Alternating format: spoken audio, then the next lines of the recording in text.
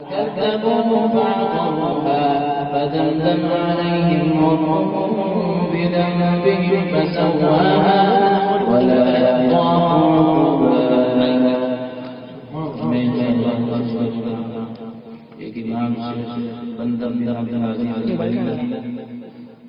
أعوذ بالله من الشيطان الرجيم.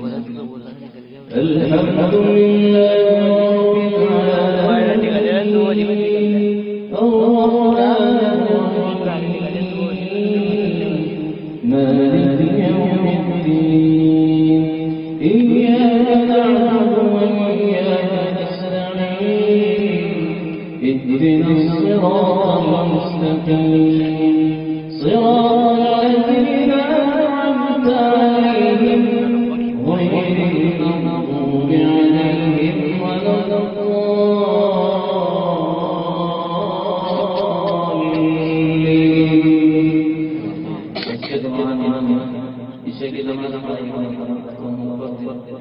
وأتم الحج والعمرة لله وسأقصد بشهادة رياض ऐसा होगा وأتموا الحج والعمرة لله فإن أحصرتم فما استيسر من الهدي ولا تحلقوا رؤوسكم حتى يبلغ الهدي محله فمن كان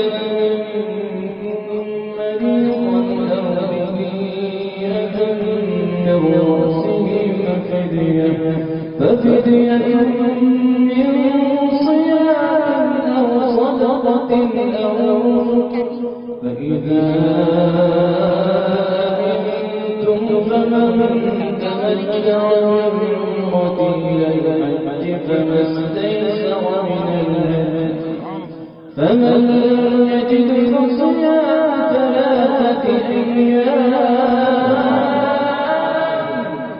فمن لم يجد فصيام 3 أيام في الحج و7 إذا رجعتم تلك 10 كاملة ذلك لمن لم يكن أهله حاضر المسجد الحرام واتقوا الله واعلموا أن الله شديد العقاب. एक शेख अब्दुल्लाह इब्न अब्बास उनके अंदाज फिर हमारे शेख ताइफ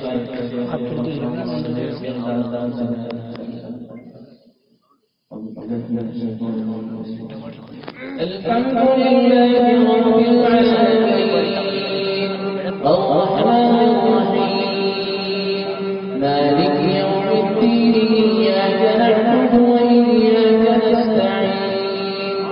اهدنا الصراط المستقيم صراط الذين أنعمت عليهم غير المغضوب عليهم ولا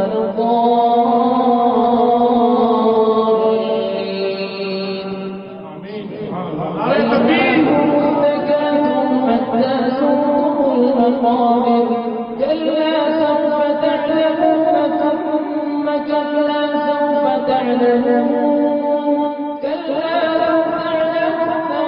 علم اليقين لترون الجحيم ثم لترونها عين اليقين ثم لتسألن يومئذ عن النعيم. الأخير إن شاء الله बहुत मशहूर इमाम अब्दुल रहमान उनके अंदाज में पढ़ने की कोशिश करता हूं. सुभान अल्लाह तकबीर आगे सुभान अल्लाह अल्हम्दुलिल्लाह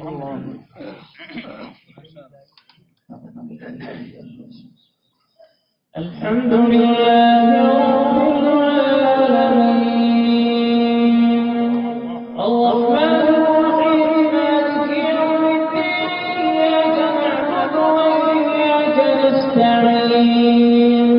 اهدنا الصراط المستقيم صراط الذين أنعمت